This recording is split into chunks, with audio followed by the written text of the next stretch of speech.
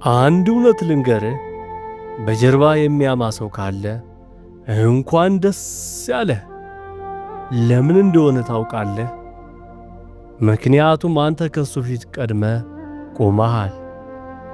በጀርባ የሚወራ ወሬ የአንተን ማንነት ሳይሆን የሰዎቹን ትንሽነት ነው የሚያሳየው። አንበሳ በጅብ ጩኸት መንገዱን አይቀይርም።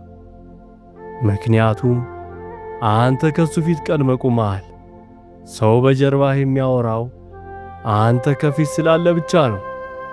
ማንም ሰው ከሱ በታች ስላለው ወይም ከኋላው ስላለው ሰው አያወራም። ሰዎች አንተን ለማማት ጊዜ የሚያጠፉት ያንተ ስኬት፣ ያንተ ማንነት ወይም ያንተ አካሄድ ስላስፈራቸው ወይም ስላልደረሱበት ነው።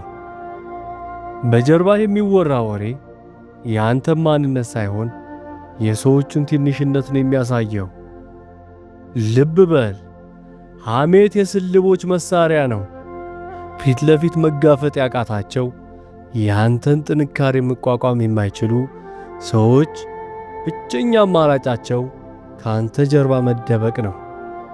አንተ ግን አንድ ነገር ወቅ፣ አንበሳ በጅብ ጩኸት መንገዱን አይቀይርም። ጅቦች በጫካ ውስጥ ይጮኻሉ፣ ይንጫጫሉ። አንበሳው ግን ግርማ ሞገሱን ጠብቆ መንገዱን ይቀጥላል። አንተም እንደዛው ነህ። ሰዎች ስለ አንተ የሚያወሩት ወሬ የአንተን ጉዞ ሊያደናቅፍ አይገባም። እንዲያውም በጀርባህ ሲያወሩ ከፊትህ መሆኔን አረጋግጣችሁልኛል ብለህ በፈገግታ አለፋቸው። ስለዚህ ወዳጄ፣ ትኩረትህ ከፊት ባለው ግብህ ላይ እንጂ ከኋላ በሚጮሁት ሰዎች ላይ አይሁን። እነሱ ስለ ትላንትና፣ ስለ ዛሬ ሲያወሩ፣ አንተ ግን ስለ ነገ ሥራ። ምክንያቱም አንተ ከፊት ነህ፣ እነሱ ደግሞ ሁል ጊዜ ከኋላ ይቀራሉ። ይህ መልእክት ብርታት ከሆናችሁ አልቆምም ብላችሁ ኮሜንት ላይ ጻፉ። በጀርባችሁ የሚወራ ወሬ አጋጥሟችሁ ያውቃል ወይስ ይበልጥ አጠንክሯችኋል? ታሪካችሁን አካፍሉን። ወስብሐት ለእግዚአብሔር።